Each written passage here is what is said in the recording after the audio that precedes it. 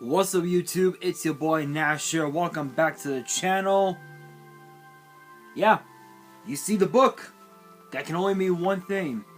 WrestleMania, baby. I am going to be giving you guys my predictions for WrestleMania 39 that will take place here in my hometown of LA, and yet I'm still waiting to hear back from WWE. Yeah, it's not pleasant, guys. Trust me, it's not. But you know what? I can still potentially be on the NXT Stand and Deliver kickoff show, and maybe perhaps do commentary. So if you guys want to see me on the Stand and Deliver kickoff show and on commentary, make sure you guys reach out on Twitter. Reach out on all forms of social media that I have anyway. Be sure to tag me in it and let WWE know that your boy is serious. I've already reached out countless times, still haven't heard anything, but if you guys want to see me on there, let your voices be heard, and let's see if we can make the dream a reality. And with that being said, guys, hopefully you guys are ready for the WrestleMania predictions. If you guys are, and you guys want more premium live event predictions and results in the future, make sure you guys smash that thumbs up button, subscribe to the channel, turn on the notification bell, follow me on all of my social media. My ads will be in the description below, as will the info to my fan mail. It will also be in the description as well. And right now, guys, I believe we are currently, if I can go to YouTube on my phone, we are still 48 subs away from 200. Yes, we are. We are 48 subs away from 200. We are drawing closer and closer and closer to the goal of 200. And as I have said in previous videos, if this channel gets to 200 subs, I will open up this Korean Strike of Neos box in its entirety on the channel, on the hopes to pull this guy right here, the Elemental Hero Air Neos, or as some people would say, the Forbidden Yu-Gi-Oh card, which I don't know why. But if the channel gets to 1,000 subs, I will open up this first edition Toon Chaos box in its entirety on the channel. So if you guys want to see these boxes get opened, excuse me, make sure you guys subscribe and hit the bell. And if you guys want to see me on the NXT Stand and Deliver kickoff show and perhaps on commentary, make sure you let your voice be heard and reach out to WWE. Reach out to Shawn Michaels, because now he's running NXT. Let them know your boy wants in. Can we make the dream a reality? Let's see if we can. But as of right now, there are only 13 matches on the card. There's been some rumor. There's been a lot of rumors going around that there could potentially be another match, which will feature Bobby Lashley. I don't know if the rumors are true. I don't know what's going on, but there are only 13 matches on the card. If there is another one, I might throw it into another video sometime this week. It just depends on when they make the announcement. I'm not so sure. It might be on the during the Stand and Deliver results video. I don't really know, but who knows? But but there are 13 matches on the card, and there is a lot that we have to uncover. So let's get straight into it. First up we have arguably what could very may will be one of the most heartbreaking matches any one person would ever want to watch. Father versus son, Mysterio versus Mysterio, Dominic versus Rey. I never would have imagined this would actually happen. Let's be real here, okay? Let's just keep it real. Everyone knows, if it wasn't for Rey Mysterio... The hell's on my cheek? I have no... Maybe that's a mole. Oh, well. Anyway, everyone knows that if it wasn't for Rey Mysterio, his son Dom wouldn't be in WWE. We all know it. The last several months, ever since Clash of the Castle in Cardiff, it's been a disaster for Rey. He's tried to convince his son to not do the things that he's been doing. He tried everything. He even tried to quit WWE. Triple H was not having it. It was like, no, we're gonna sign you to SmackDown, and you're gonna stay on SmackDown. There's been a few instances where, as I fix my hair, there's been a few instances where Dom has actually penetrated, or I guess invaded will probably be the more better term, Rey's home, or actually his grandparents' home, if you will, and even also tried to ruin Rey and his wife Angie's Valentine's date.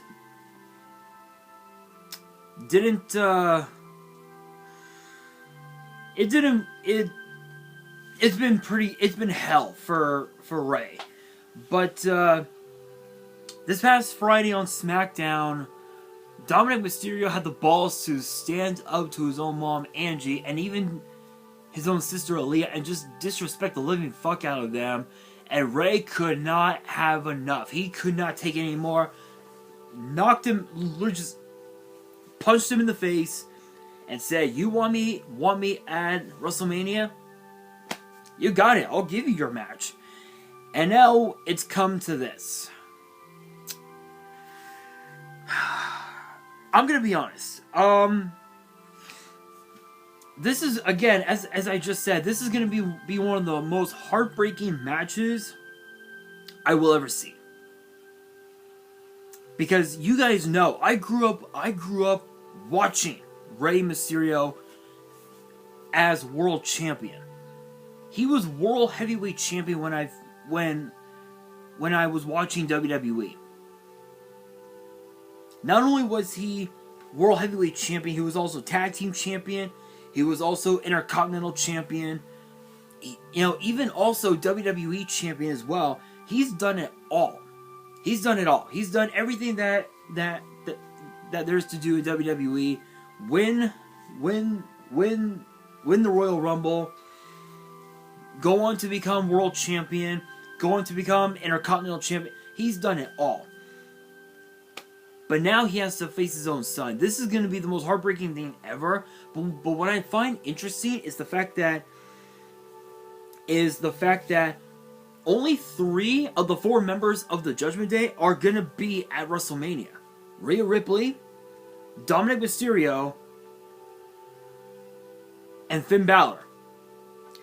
Those 2 of which, Balor and Ripley, I will be talking about them later on in this video, but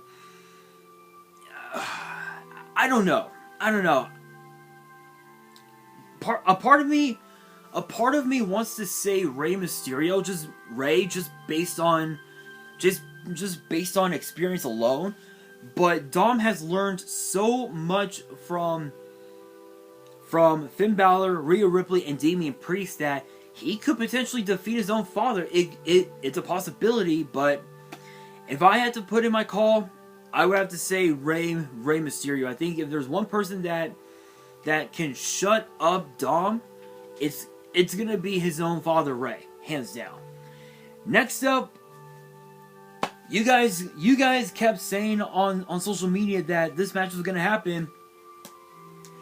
It's fucking happening. Kevin Owens and Sami Zayn challenging the Usos for the undisputed tag team titles, and this is gonna be a fucking, oh my god, this is gonna be a fucking nutty ass match, because this whole thing between Kevin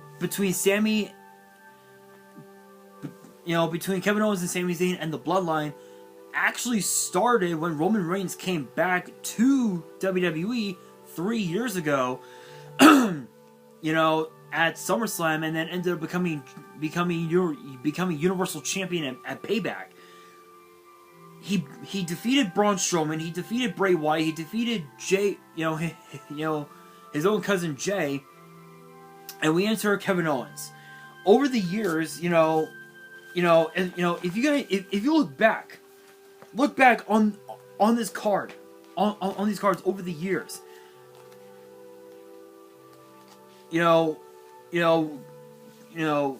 Roman Reigns has battled Kevin Owens over championship gold countless times, and even also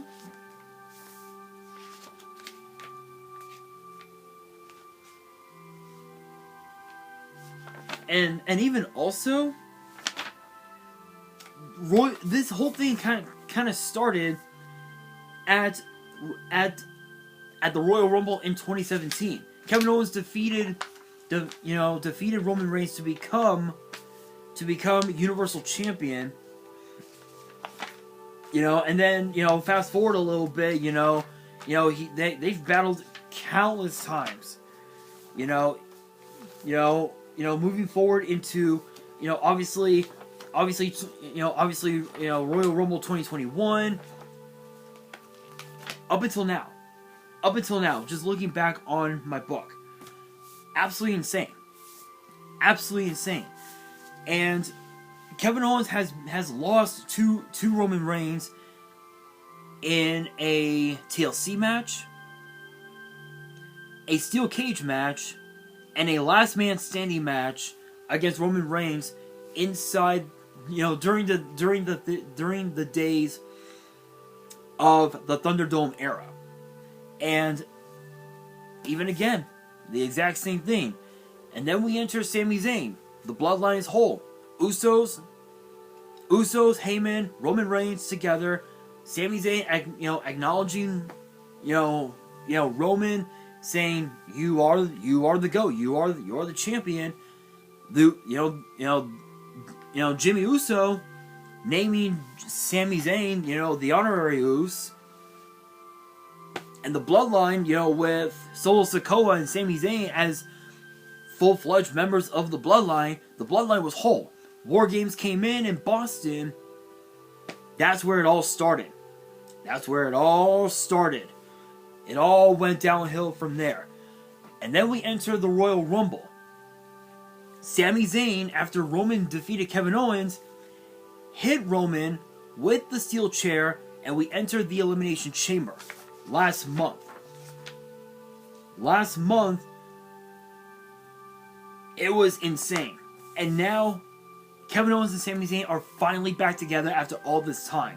And the question becomes, can Kevin Owens and Sami Zayn coexist? That is the big question. Can they truly coexist? And the answer is yes. In spite of everything that Sami Zayn had done to Kevin Owens during his days with the Bloodline, Kevin Owens knows Sami's wrestling style. Sami Zayn, and of course vice versa, Sami Zayn knows Kevin Owens, fighting style. They could be the ones to defeat the Usos, but let's be real here. Let's just be real. The Usos have been tag team champions for over 630 days, which is impressive. There's no shot that they would lose the titles to Kevin Owens and Sami Zayn. Even if they did, it would just be a disaster. It would just be a disaster for the Bloodline. But if I'm going to be honest, I think Kevin Owens and Sami Zayn might just be the ones to do it. They might just be the ones to take the tag titles off of the Usos. I truly believe it. So I'm putting in my call. Kevin Owens and Sami Zayn. There, I said it. Kevin Owens and Sami Zayn. Let's make it happen, right? Now we move on to the men's and the women's WrestleMania Showcase Fatal 4-Way Tag Team match. The men's side will feature the team of Braun Strowman and Ricochet, Alpha Academy, the Street Profits, and the Viking Raiders.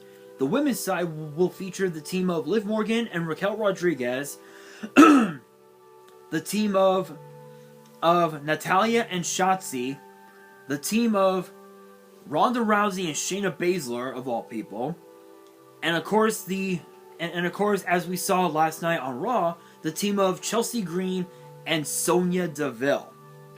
Yeah, Chelsea Green. I never thought I'd be calling it a Chelsea Green match. I never would have imagined. I guess, and I even talked about it on Twitter last night. I guess you could say that Karen Mania is going to be running wild this weekend at WrestleMania. Damn, what the hell? Karen Mania. Y'all can blame Corey Graves for that one, because he was the one that started it. Not me, people, not me. But I'm gonna be honest. This is gonna be interesting because obviously, you know, Liv and Raquel, Natty and Shotzi, they all have their beef with Ronda and Shayna. Chelsea and Sonya are the dark horses of this whole of the women's match. The men's match, it's Braun and Ricochet. They're the dark horses of the men's match, because of the fact that they've only been teaming up for what, a couple months.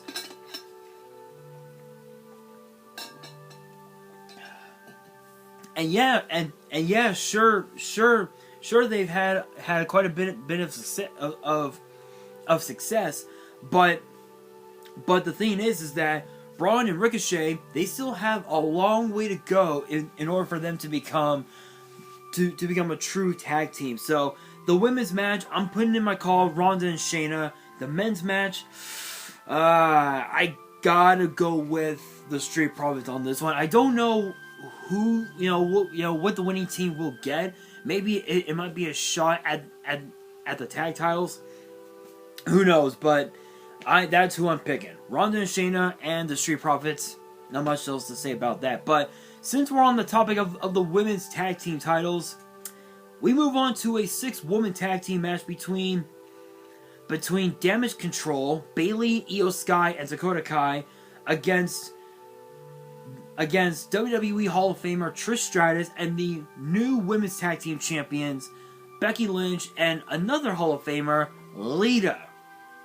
And my brother just texted me. Hang on, guys. Give me 1 second here, guys. There we go. Anyway, yeah. So, not gonna lie, this has the makings of a dream match. I mean, come on, Bayley facing against Trish and Lita, 2 women that Bayley grew up idolizing, is insane. It is insane, but I fucking love it, guys. This match is gonna be a bloodbath, because this whole thing started at SummerSlam last July. Last July when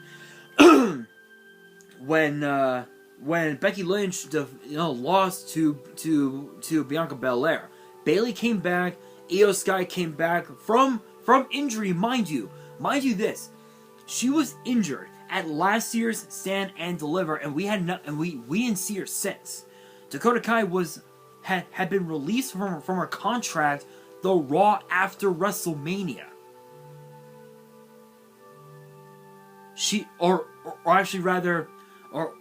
Actually rather, the Tuesday after Stand and Deliver, right after WrestleMania weekend, she got released from her contract, which was highly unfortunate. And now they're back. They're 2-time WWE Women's Tag Team Champions. Dakota Kai is a 2-time NXT Women's Tag Team Champion, making her a 4-time Tag Team Champion. With 2 different people. Raquel Rodriguez and Io Sky. And those 3 are facing off against 3 of the most historic women, 3 history-making women in WWE. Becky Lynch, Trish Stratus, and Lita. This is going to be a nasty, nasty matchup, but even with Bayley as their mentor, or teacher, I guess you could say, Damage Control has no chance against Becky Lynch, Trish, and Lita. So that's what I'm picking. I'm picking Trish Stratus and the Women's Tag Team Champions. This is a rare occurrence that I would ever call a match that featured Hall of Famers like Trish and Lita. It is so rare, especially for me, because I grew up watching them. So for me, it's a huge treat. It's a treat for me. But speaking of treats, yeah, we move on to the match that will kick off WrestleMania on Saturday for the United States title. Austin Theory defending against the GOAT himself, the 16-time world champion, John Cena. I'm going to be honest, I never thought it would ever happen again. John Cena challenging for a title. Now, the last time John Cena challenged for a title, it was 2 years ago at SummerSlam against Roman Reigns for the Universal title. Yes, he did lose, but here's the thing. John Cena has competed in WWE for over 20 years.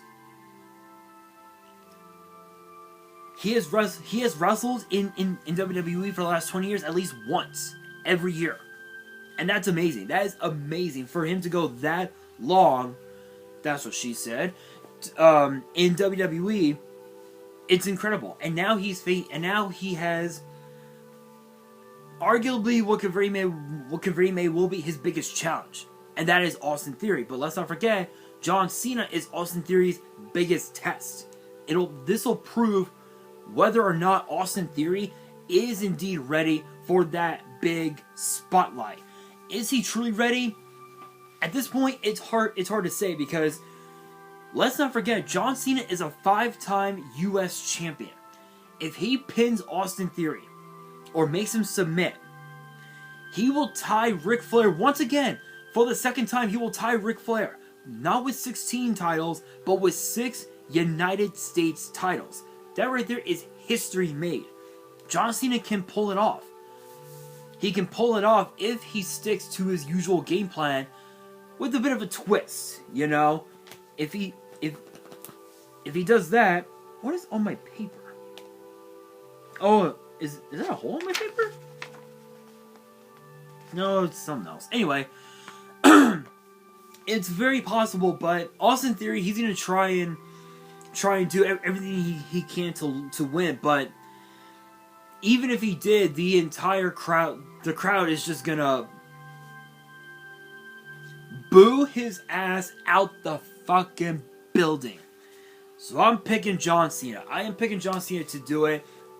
Do I think he's gonna do it? Yes. Is he truly gonna win?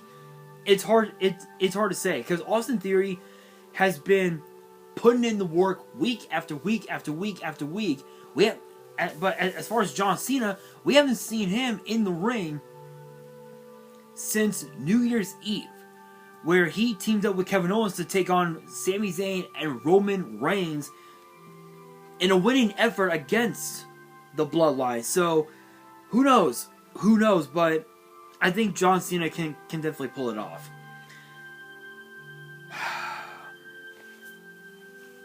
Now this next one is probably going to be a match that I don't know how to describe this match between Logan Paul and Seth freaking Rollins. I don't even know how to describe it. This whole thing started back in January, just a couple months ago, when Logan Paul eliminated Seth freaking Rollins from the Royal Rumble. He did that. He eliminated Seth Rollins from the Royal Rumble. He cost Seth freaking Rollins the United States title inside the Elimination Chamber at in Montreal last month. And to top it all off,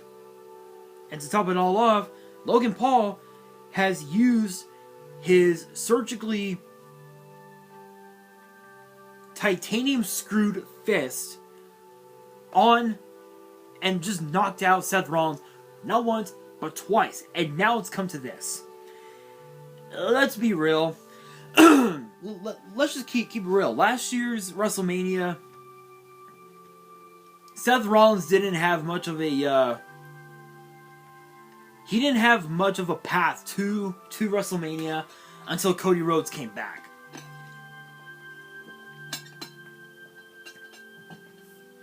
But because of Logan Paul, he has a path to WrestleMania, and it's against Logan Paul.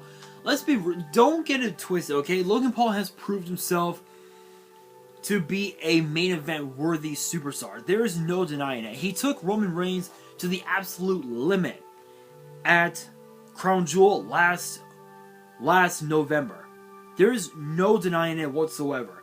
He can do the exact same thing to Seth freaking Rollins, but at the end of the day, Rollins thrives on the grand stage that is WrestleMania. Think about this: WrestleMania 29 inside MetLife Stadium. He and the rest of the Shield won against Big Show, Sheamus, and Randy Orton. WrestleMania 30, New Orleans, Louisiana, the Mercedes-Benz Superdome. He and the rest of the Shield defeated Kane and the New Age Outlaws. WrestleMania 31, Levi's Stadium, up north from where I live in Santa Clara. Yes, it's true that he did lose to Randy Orton, but he cashed in Money in the Bank and became WWE Champion. WrestleMania 32, he was out with an injury and he couldn't compete. WrestleMania 33, he defeated Triple H. Excuse me. He defeated Triple H. WrestleMania 34, New Orleans. He won a triple threat match to become Intercontinental Champion over The Miz and Finn Balor. WrestleMania 35, back inside MetLife Stadium. He defeated Brock Lesnar to kick off WrestleMania and become Universal Champion. WrestleMania 36, inside the PC. Let's be real. He lost to Kevin Owens. WrestleMania 37, Raymond James Stadium. He lost to Cesaro. Last year's WrestleMania, he lost to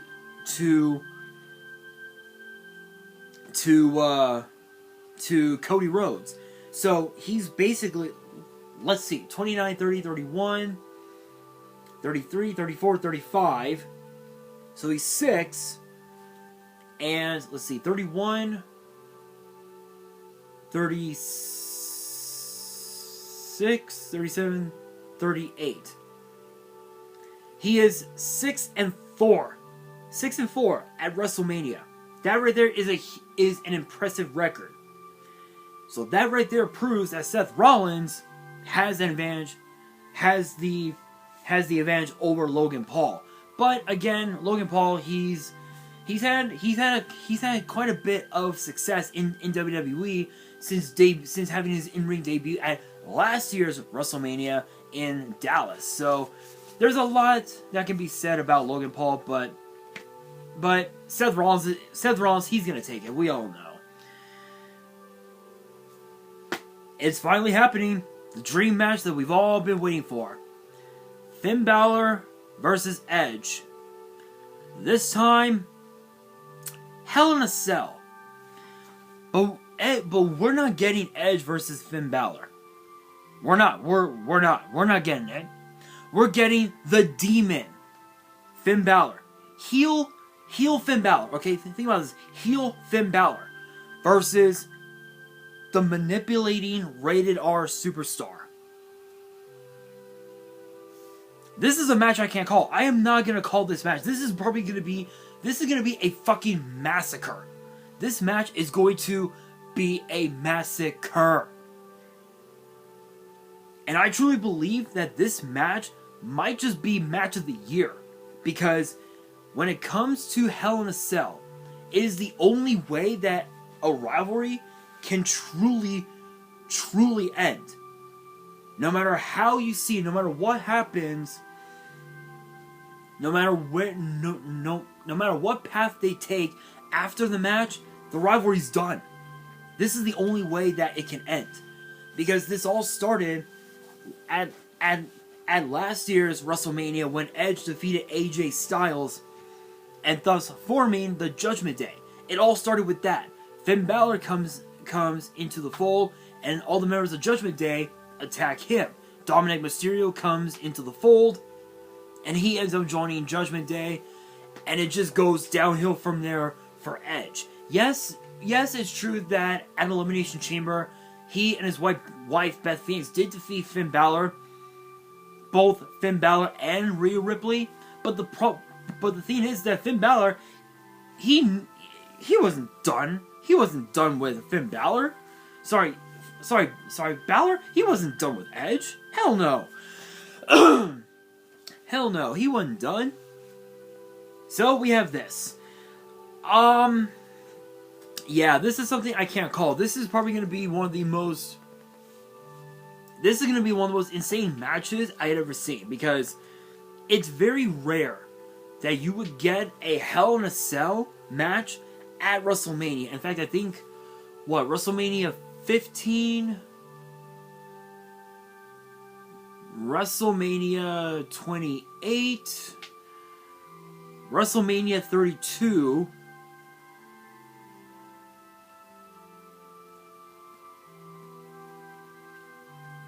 are the only ones that featured a Hell in a Cell match. And the funny thing is that all three of them featured The Undertaker, the Big Boss Man at 15. Triple H at 28. Shane McMahon at 32. This year, it's Edge and Finn Balor. Two brand new casualties to Hell in a Cell. Edge and Finn Balor the Demon. This is going to be a bloodbath. But I'm going to be honest. This is something I can't call. This is something you cannot predict because both these guys are former world champions. They've won championships all over the world.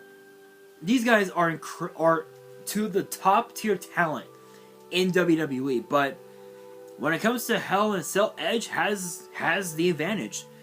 I would say Edge, but I think with the one loss that the Demon had against Roman Reigns, I think that was the one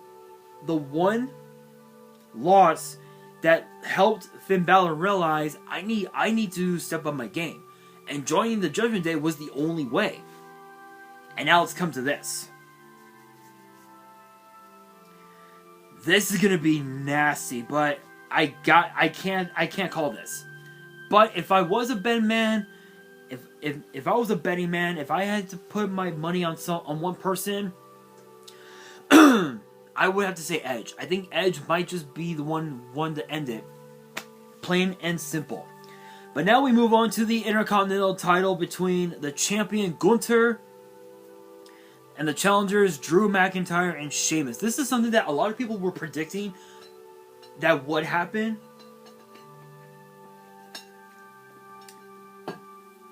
Because of the fact that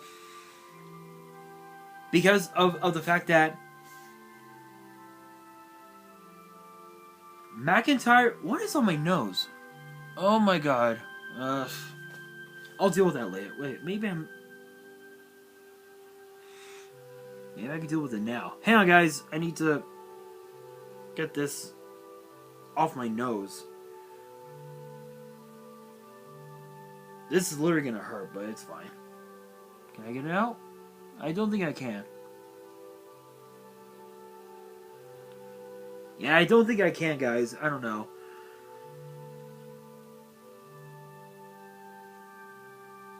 Nope, I don't think so. Anyway, I'll deal with it later. Anyway, we know that Drew McIntyre is a former Intercontinental Champion, but the problem is that when he was champion, it didn't work out the way he wanted to.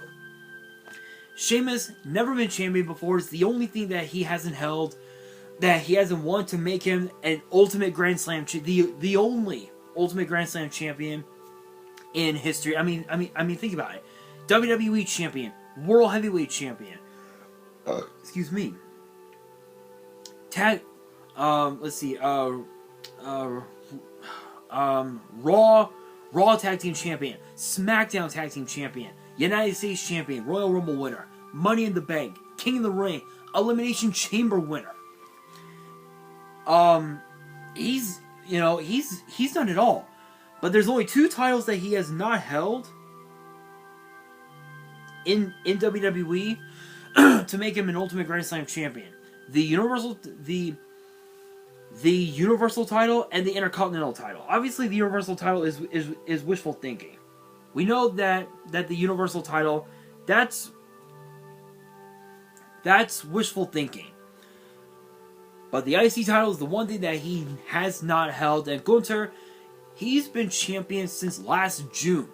We haven't seen that in years. The last time we saw that was the Honky Tonk Man, and that was it. Every other champion that came after the Honky Tonk Man has been champion for at least no more than 5 months. No more than at least 5 months, and that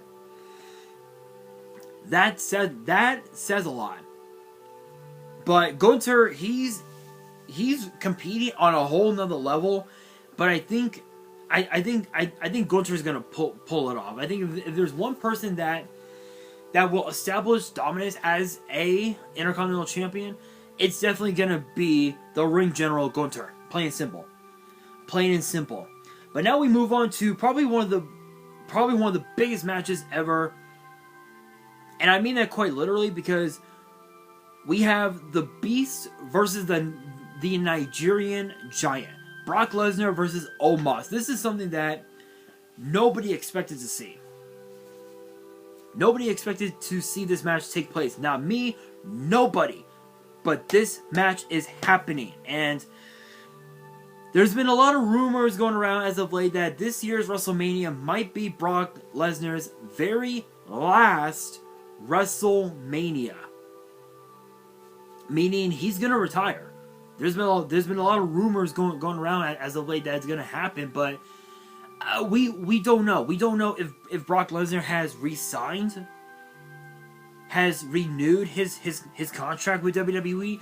We don't know. But honestly, the thing is that Brock Lesnar, he kind of reminds me a lot of Conor McGregor in the UFC. He's made a fuck ton of money. He's won a fuck ton of championships all over the world. Brock is at the point now where he doesn't need to do anything else. He can just retire at any time. So I think this will be Brock's last match, but we don't really know exactly. We'll find out as time progresses, But if this is Brock's last match, he's gonna leave fighting Omos. He ain't leave him without a fight. And this is gonna be a fight between Brock Lesnar and Omos. But if I had to pick, there's no way Brock Lesnar can suplex Omos. There is no way. If he does, that'll be impressive, but I'm picking Omos. But now we move on to the final 3 matches on the card.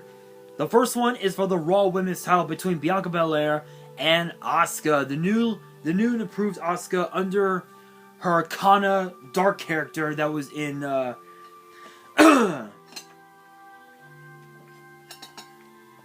was in Japan. Hang on, guys.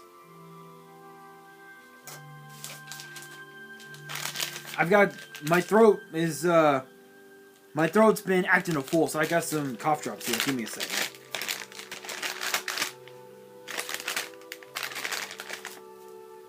Shoutouts to Ricola for the cough drops. Not sponsored. Not sponsored at all. But still. You gotta get the throat to be nice and smooth. Anyway, as I was saying, almost dropped it on my bed. Anyway, this match between Bianca Belair and Asuka is really interesting for a multitude of reasons. One is obviously, yes, they have battled each other several times in the past, but let's not forget, War Games, they were teammates in War Games against Damage Control, and now they're fighting over the Raw Women's title, and this is going to be an interesting one because you've got the power, the speed, and the agility of Bianca Belair facing off against the striking, strong style ability of Asuka.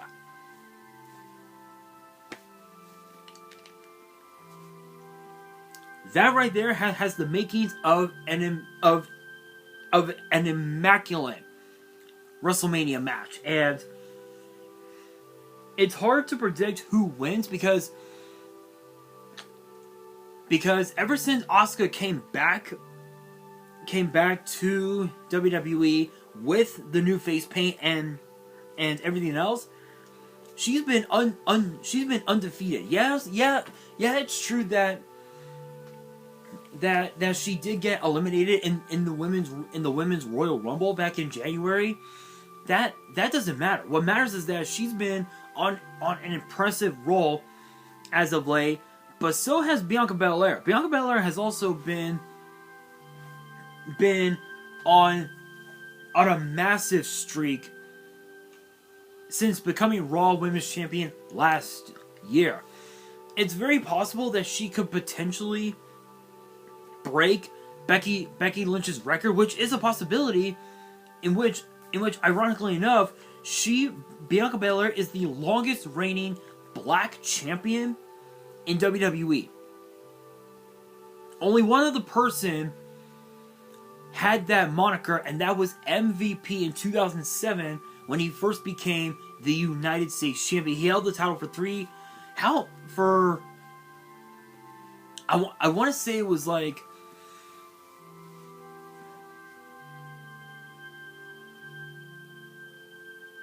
I want to say for a little over a year. I want to say about a year and 3 weeks. I want to say almost a month, actually, which is pretty crazy. So,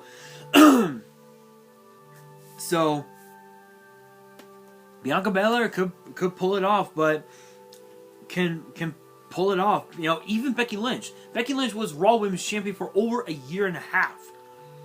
For like over a year, which is amazing. But if I had to predict who wins, I would have to say Asuka. I think I think the strong style capabilities that Asuka has will just overpower Bianca Belair, in my honest opinion. But now we got the SmackDown Women's title between Charlotte Flair and Rhea Ripley. This is a match 3 years in the making. The last time these two fought at WrestleMania over a championship, it was actually WrestleMania 36 inside a building full of nobody, because what the fuck are health issues? Anyway, yeah, a building full of nobody, because what the fuck are health issues? You know what I'm talking about. COVID era. It was interesting to say the very least. But now it's all come full circle because 2020 Charlotte Flair won the Women's Royal Rumble and she beat Rhea Ripley. This year, Rhea Ripley wins. She could potentially pull it off, but at the same time, history can also repeat itself, and we could potentially see Charlotte Flair once again defeat Rhea Ripley. But this is a much more different version of Rhea Ripley than we saw 3 years ago. Because 3 years ago she was still getting her foot into the door that is WWE. Yes, it's true that she had her big debut in the Mae Young Classic, and yeah, it's true that she's a former and the inaugural NXT UK Women's Champion. She's had so much success in WWE. NXT UK Women's Champion, NXT Women's Champion, Raw Women's Champion, Royal Rumble winner. WWE Women's Tag Team Champion. The only title she has not held is the SmackDown Women's title, and she could pull it off, but only time will tell. But I gotta go with Charlotte Flair. I think her experience is just gonna overpower Rhea Ripley, in my honest opinion. But speaking of history, we got the main event, ladies and gentlemen, of WrestleMania Sunday.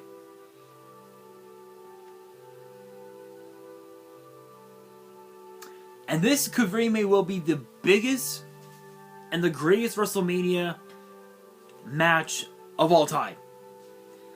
Two family members. Two different families. One undisputed title. Only one will walk out champion. Who is it? Is it the Anna White family? Or is it the Rhodes family? Is it Roman Reigns the champion? Or will it be the American Nightmare Cody Rhodes the challenger? Here's the thing. You guys might not know about this, but the rivalry between Roman Reigns and Cody Rhodes actually goes back 10 years. Because 10 years ago, Cody Rhodes pinned Roman Reigns to become a tag team champion alongside his brother Goldust, Dustin Rhodes. And we fast forward now, 10 years later, and their paths have crossed once again. This time, there's no tag teams involved. Only one title is involved. The undisputed Universal title. This is going to be a very interesting match because this is Cody's, I believe,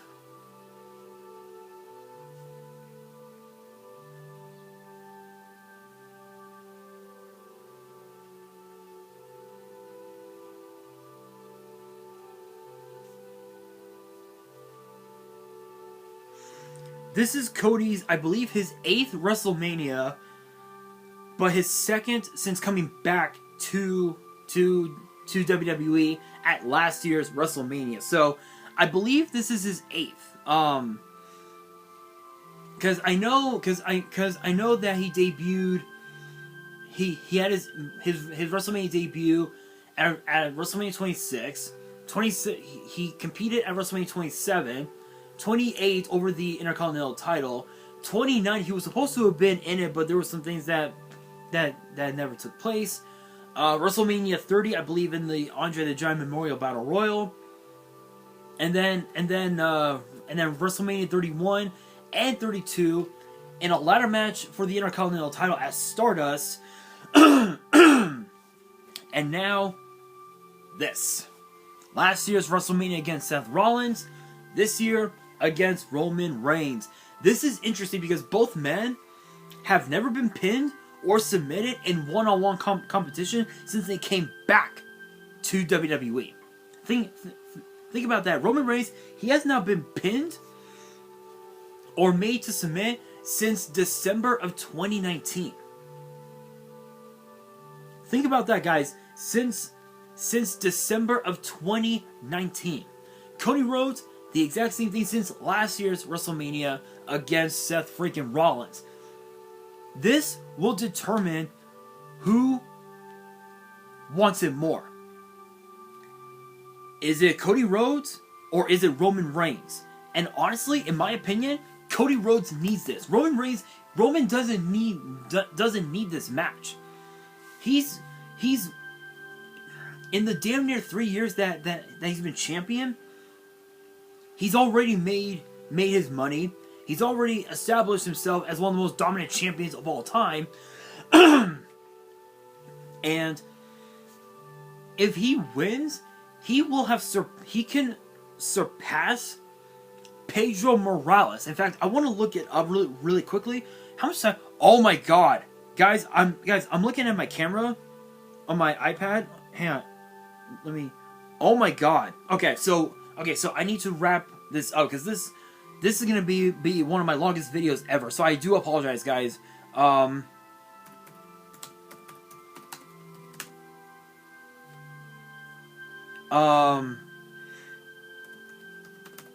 Pedro Morales title run. 1,027 days was his title run. 1,027 days. If Roman Reigns wins, he can surpass Pedro Morales' run as WWE champion. He can actually do that, making him, I believe, now the 4th longest reigning champion of all time, which is impressive, which is amazing. But what I find even more interesting is that this is Cody's very, very first ever one-on-one opportunity at a world title. So the question becomes, can Cody Rhodes pull it off? Can he truly finish the story? And I think, honestly, yes. I think he can definitely pull it off because his ring IQ is 10 times more insane than Roman's in-ring IQ. Excuse me, and that says a lot because Roman's IQ is up there. But I gotta go with the American Nightmare on this one. This is a match he needs to win. Because if he wins, he's champion. He's champion, and Roman is done. Roman loses everything. His endorsements, his money, everything. He will lose everything. But if Cody loses, what happens to him? What happens to Cody Rhodes? There's no telling what can happen. We may never see Cody Rhodes back in WWE again. Yes, it will. Yes, obviously everyone's hearts will be broken. But when you really look at it, when you step back and you get a good look at that match, you will realize, the world will realize, this was an amazing matchup. But once again, I gotta stick with the American Nightmare, Cody Rhodes. But guys, that brings me to the question of the day, which is this.